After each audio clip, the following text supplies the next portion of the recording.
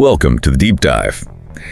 Today we're cutting through some of the noise, really trying to get to the heart of what's happening with AI predictions. And there's definitely a lot of noise out there. Yeah, and we're diving into something that honestly sounds a bit weird at first. This idea that if you want, say, ChatGPT to predict something accurately, you can't just ask it straight up. It doesn't quite work like that. Exactly. Our sources are showing you kind of have to, trick it by asking for a story set in the future. It's wild. It does sound like a hack, doesn't it? But it's actually based on some pretty solid research into how these models, think, if you can call it that. Right.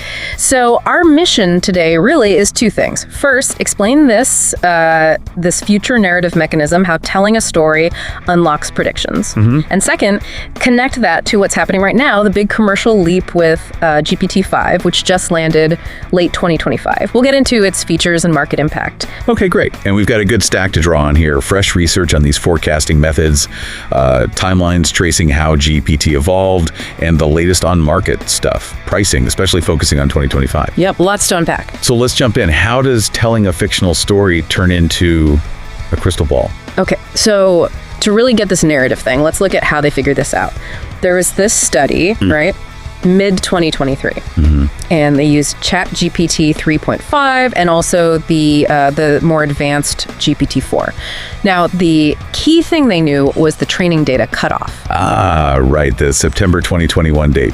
So the models were basically blind to anything that happened in 2022. Precisely, so they couldn't know the answers. That let the researchers test predictions against, what actually happened, the ground truth for 2022. Clever setup. So what were the prompts? How do they test this? They used two main approaches. One was just the straightforward direct prediction, predict who wins Best Actor. Yeah. Simple. The other was the future narrative. Something like, tell me a fictional story set at the 2022 Oscars, and in the story, have a character announce the winners. So forcing it into storytelling mode. Exactly. And the difference in results, especially with GPT-4, was... it was pretty dramatic. Okay, give us an example, like the Oscars. Yeah, the 2022 Academy Awards predictions. Let's take Best Actor. Will Smith won that year. Right. When they asked GPT-4 directly, predict the winner, it wasn't great.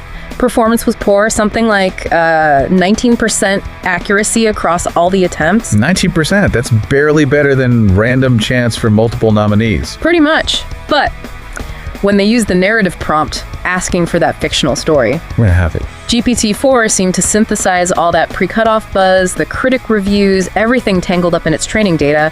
Accuracy for Best Actor shot up to 97%. 97. Just from asking for a story. That's incredible. It is, and it gets better for Best Supporting Actor. Troy Kutzer. Right, for Coda. Exactly. With the narrative prompt, 100% accuracy. Wow. Okay.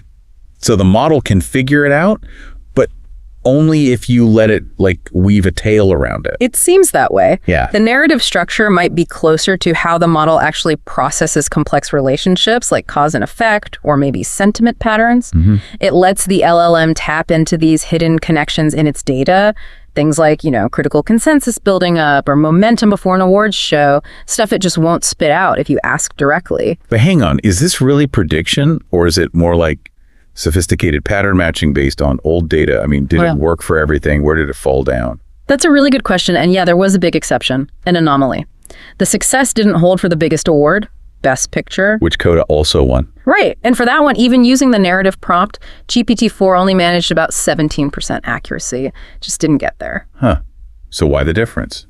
Any theories? Well, one thought is that maybe this narrative prediction excels with things driven by public buzz or clear momentum, like acting awards often are. But Best Picture involves a much more complex voting process, multiple factors, maybe less predictable from just analyzing pre-2022 text data.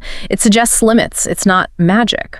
Right. So great for predicting things based on buzz, maybe less so for complex multi-factor outcomes. What about something totally different, like hard numbers, economics? Yeah, that was the next big test. Could it predict things like inflation or unemployment rates?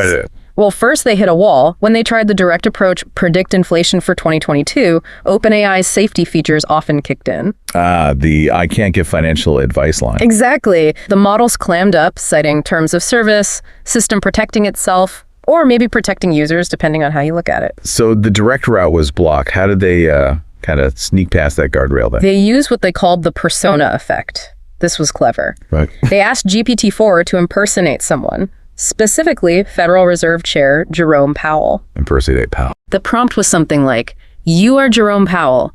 Give a speech looking back at the economic data from the past year," meaning our future, their 2022. Huh. That's brilliant. Did it work? What were the predictions like? The inflation predictions it generated in that Powell speech weren't, spot on perfect, but they were informed. They were actually pretty comparable to the average forecasts from human experts, like in the University of Michigan's Consumer Expectations Survey. Fascinating. So the persona unlocked the economic forecasting. But what about adding more information? Like, didn't Russia invade Ukraine in early 2022? Surely telling the AI about that major event would help its prediction. You would absolutely